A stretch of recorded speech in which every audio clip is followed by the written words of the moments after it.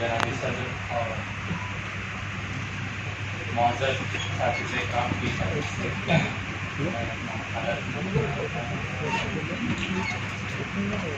میرے مقالے کا عنوان ہے غالب سے متعلق ڈراموں میں سفر کلکتہ ایک مثال ہے۔ کچھ تمہیدی باتیں پہلے۔ غالب کا سفر کلکتہ ایک تحقیقی موضوع ہے۔ اس موضوع سے متعلق ڈاکٹر خلیل احمد کی کتاب غالب کا سفر کلکتہ اور کلکتے کا ادبی معرکہ کے ساتھ اور بھی کئی تحریریں موجود ہیں، جن میں غالب کے سفر کلکتہ کے علمی، تاریخی اور تہذیبی پہلوؤں پر روشنی ڈالی گئی ہے۔ مجموعی طور پر کلکتے کا یہ سفر غالب کے لیے صرف علمی نوعیت کا نہیں تھا، بلکہ اس کے پیچھے ایک ایسی ضرورت تھی جو غالب کو ایک انسان کی حیثیت سے پیش کرتی ہے۔ کلکتہ ایک نئی تہذیب کا مرکز بن رہا تھا اور انگریزوں کی لائی ہوئی نعمتیں اور برکتیں یکساں طور پر نہ صحیح لیکن ایک بڑی آبادی کو اپنی طرف متوجہ کر رہی تھی۔ غالب کے سفر کلکتہ کو جن پہلوؤں سے دیکھا گیا ہے ان کی نوعیت عام طور پر تحقیقی اور تنقیدی۔ تخلیقی سطح پر غالب کے اس سفر کو دیکھنا اور محسوس کرنا ہمیں کسی اور طرح سے سفر کلکتہ کی طرف دیکھنے کا زاویہ فراہم کرتا ہے۔ ہماری ادبی تاریخ میں کسی بڑے ادیب کا یہ پہلا سفر تھا جو عہد جدید کے تقاضوں اور ضرورتوں کے احساس کا پتہ دیتا ہے۔ غالب کا سفر کلکتہ ہمیں کئی شہروں، راستوں اور شخصیات سے روبرو کراتا ہے۔ ایسا محسوس ہوتا ہے کہ غالب کے سفر نے جو دھول اڑائی تھی وہ ابھی بیٹھی نہیں۔ سوال یہ ہے کہ غالب کے سفر کلکتہ کو ڈرامائی صورت میں یا ڈراموں کے ذریعے پیش کرنے کی ضرورت کیوں محسوس ہوئی؟ اس سوال کا جواب تو ان ڈراموں کے متن سے ہی مل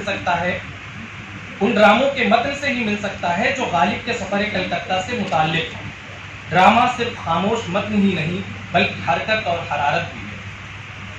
سفر کلکتہ سے متعلق غالب کی تحریروں میں ڈراموں کو تقویت پہنچانے کے عناصر موجود ہیں، لہٰذا جو ڈرامے غالب کے سفر کلکتہ سے متعلق ہیں انہیں اس زاویے سے دیکھنا سود مند ہوگا کہ جو حقائق غالب کے خطوط میں ملتے ہیں وہ ڈرامے کی صنف میں آ کر کس حد تک متاثر ہوئے۔ حقائق کو نہ گھٹایا جا سکتا ہے نہ بڑھایا جا سکتا ہے۔ اگر ڈرامے کی ضرورت کسی واقعے یا حقیقت کو اس کی سطح سے بلند کرتی ہے یا اس میں رکھنا پیدا کرتی ہے تو اسے بھی نگاہ میں رکھنا ضروری ہے۔ یہ پہلو کوئی نیا نہیں کہ متن ڈرامے کی حیت میں آ کر کچھ نہ کچھ تبدیل ہو جاتا ہے۔ تبدیلی کا یہ عمل ایک خاص وقت اور صورتحال میں ہونے کی وجہ سے دیکھنے اور سننے والوں کے یہاں بھی مقبول ہو جاتا ہے۔ غالب کے سفر کلکتہ کے تمام سلسلوں اور زاویوں کے باوجود اس سفر سے متعلق ڈراموں کو نظر انداز نہیں کیا جا سکتا۔ اس موضوع کی حیثیت تخلیقی بھی ہے اور تنقیدی بھی۔ اب میں نے غالب کے حوالے سے جو ڈرامے لکھے گئے ہیں ان کا مطالعہ کرنے کے بعد میں کچھ مخصوص ڈراموں کا جس میں خاص طور سے کلکتے کا ذکر شامل ہے ان کو اپنا موضوع بنایا ہے۔ تو غالب سے متعلق قریب 40 ڈرامے لکھے گئے جس میں جو بہت معروف ہیں ان میں پیکر غالب، عبداللطیف خان، تصویر غالب، جی احسن قربان، تماشائے اہل کرم، مرزا ظفر الحسن، دودے چراغ محفل رفیہ سلطانہ، چھیڑ غالب سے چلی جائے علی اکبر خان شہزادہ وغیرہ قابل ذکر ہیں ایک لمبی فہرست۔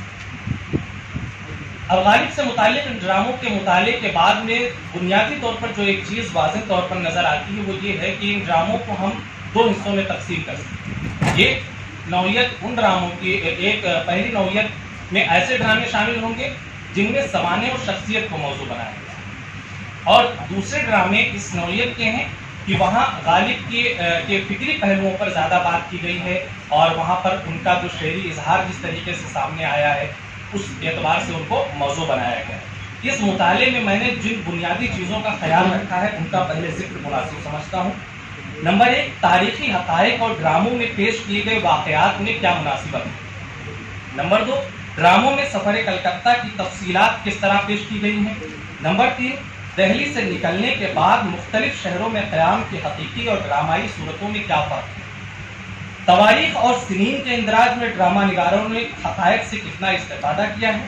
نمبر 5، ڈراموں کے کردار سفر کلکتہ سے متعلق افراد سے کتنے مماثل اور کتنے مختلف ہیں۔ اور آخری سفر کلکتہ کے تعلق سے ڈرامہ نگاروں کا اصل ماخذ کیا ہے۔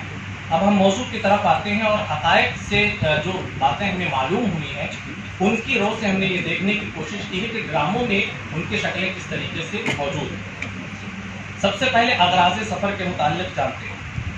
ڈرامہ اس شکل سے گزری غالب، پروفیسر صادق کا لکھا ہوا ڈرامہ، اس میں سفر کلکتہ کے اغراض و مقاصد بیانی اسی طرح پیش کیے گئے ہیں جس طرح حنیف نقوی نے اپنی کتاب غالب احوال و آثار اور مالک رام نے اپنی تصنیف فسانہ غالب میں بیان کیا ہے۔ ان دونوں تصانیف میں سفر کے اسباب کی بنیاد غالب کے خطوط پر ہے۔ ڈرامہ اس شکل سے گزری غالب کے دوسرے باب میں مرزا غالب نے اپنے دوست رائے چھجمل سے پورا قصہ تفصیل سے بیان کیا ہے، جس کے مطابق اصل مجرم غالب کے چچا مرزا نصر اللہ بیگ کا ملازم خواجہ حاجی اور غالب کے تایا سسر نواب احمد بخش خاں قرار پاتے ہیں۔ انہی دونوں کی سازش سے غالب عمر بھر مقررہ پنشن سے محروم رہے۔ دوسری بات، محققین نے سفر کلکتہ کے وقت غالب کی عمر 30 سال کے قریب بتائی، اس میں 1-2 سال کم یا زیادہ ہونے کا بھی امکان ہے۔ شیخ اکرام کے مطابق وہ 30-31 برس کے ہوں گے جب اس دور دراز سفر کے لیے گھر سے روانہ ہوئے۔ حنیف نقوی کے مطابق لارڈ ایمرسٹ کا قافلہ 18 نومبر 1826 کو کانپور پہنچا تھا۔ اس اعتبار سے غالب اس کے پہنچنے سے کچھ قبل کانپور کے لیے نکلے ہوں۔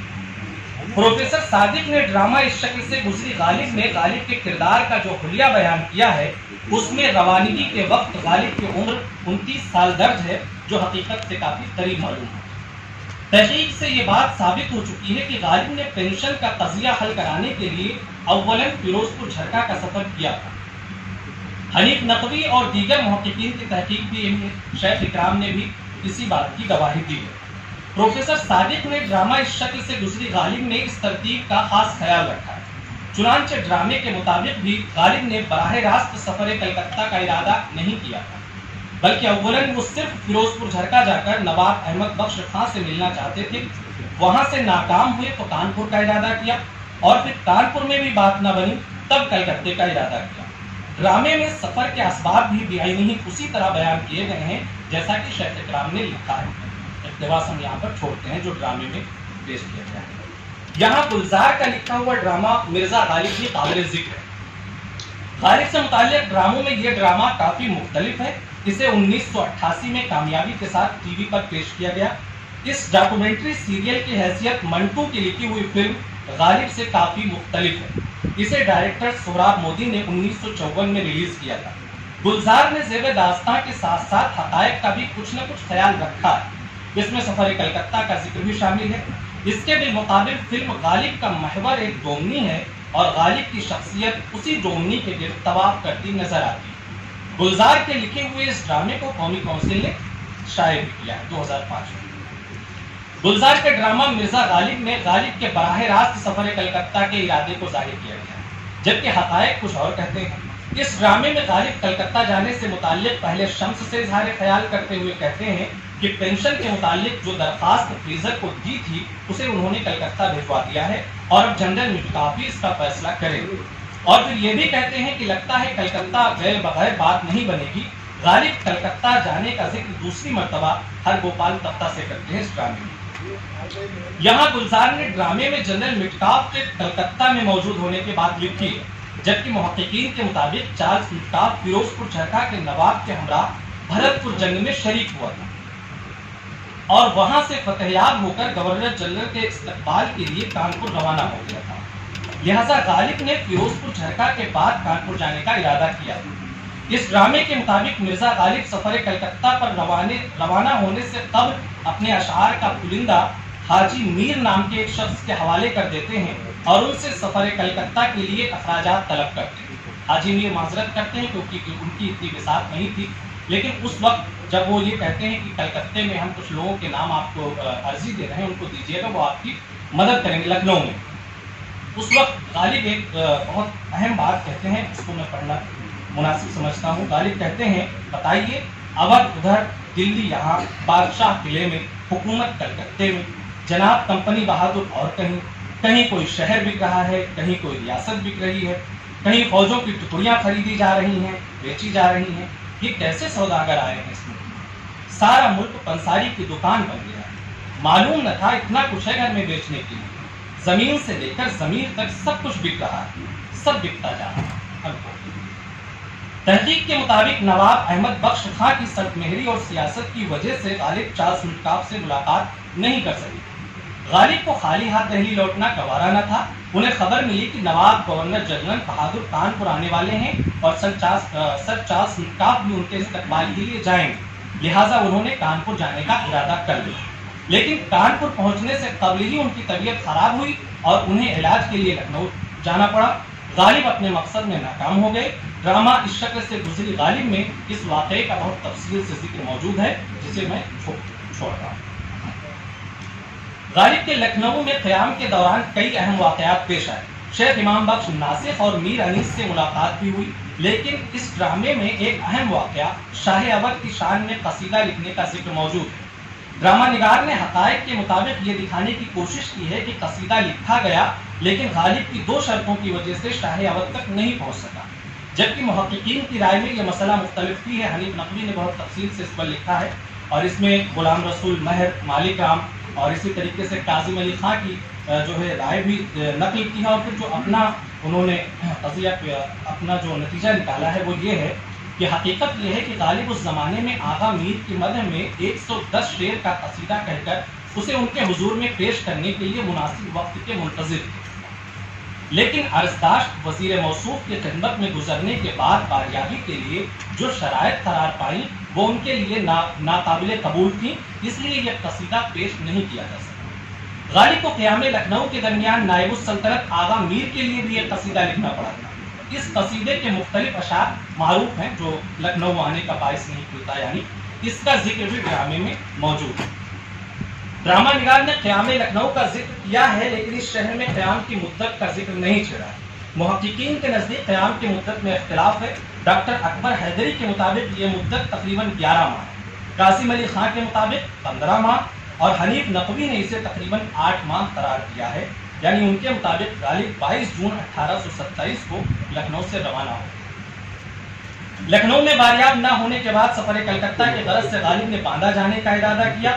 ڈرامے میں غالب کی زبانی اس کی وجوہات تفصیل سے پیش کی گئی ہیں۔ مرزا غالب سبحان علی کو بتاتے ہیں کہ اب میرے پاس پیسہ ختم ہو چکا ہے، اس لیے کچھ دن باندہ میں قیام کریں۔ باندہ پہنچتے ہیں تو باندہ کے سلسلے میں ایک بات تو یہ بہت معروف ہے کہ وہاں کے نواب نے غالب کے خاطر مدارات کی، اس کا ذکر بھی بیشتر ڈرامہ نگاروں نے کیا ہے، لیکن گلزار کے لکھے ہوئے ڈرامے میں ایک بات جو لکھی گئی ہے وہ تھوڑا اس سے مختلف ہے۔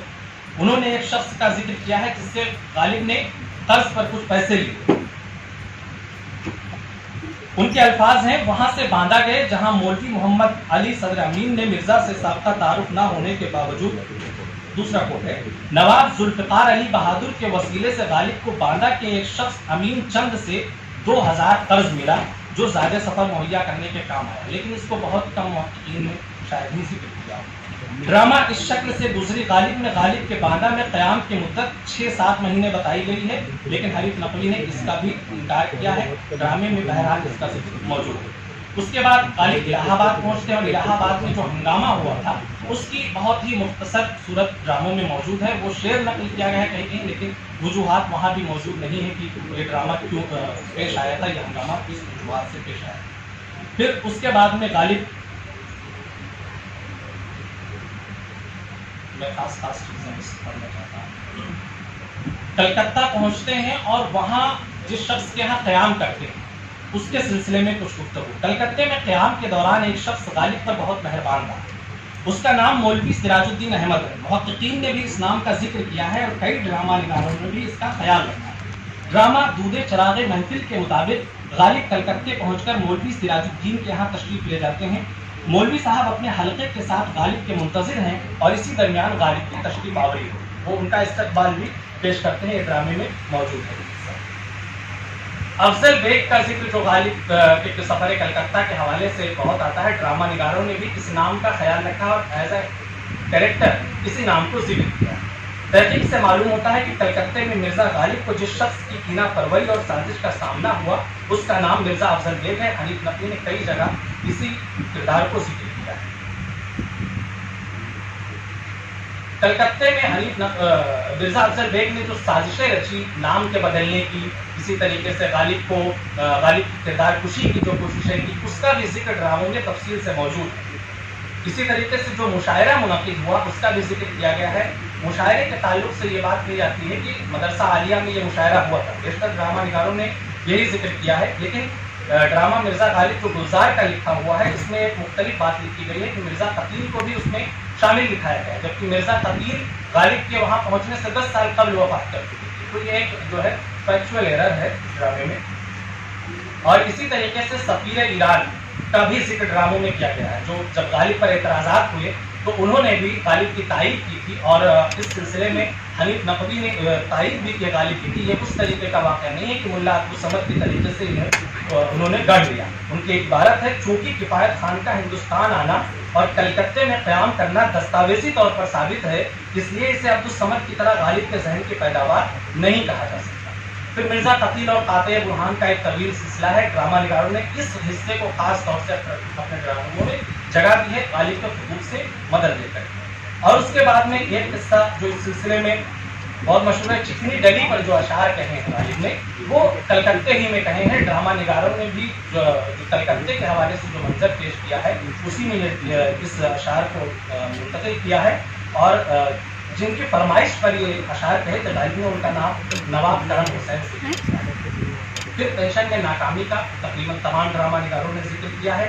और कलकत्ता से वापसी का जिक्र जो है ये बहुत कम लोगों ने किया है कि कब वो वापस हुए, बस मंजर बदल जाता है और गालिब कलकत्ते में मौजूद नजर आता है। इसके अलावा जो कथा बहुत मशहूर है कलकत्ते का जो जिक्र किया उनके हमनशी, ये मुख्तलिफ ड्रामा निगारों ने मुख्तलिफ जो है अपने ज़ावियों से इसे पेश करने की कोशिश की। कुछ ने इसे कलकत्ते ही में दिखाया, जैसे कि मिर्ज़ा गालिब जो ड्रामा गुलजार का है इसको उन्होंने कलकत्ते ही में दिखाया। इसी तरह एक और ड्रामे में इसे दिखाया गया, लेकिन हकीकत ये है कि ये अशार दिल्ली में आने के बाद कहे गए, जो इस शक्ल से गुजरी गालिब, मिर्ज़ा गालिब, मंजू कमर और बीते चरागे वगैरह में इसी तरीके से पेश किए।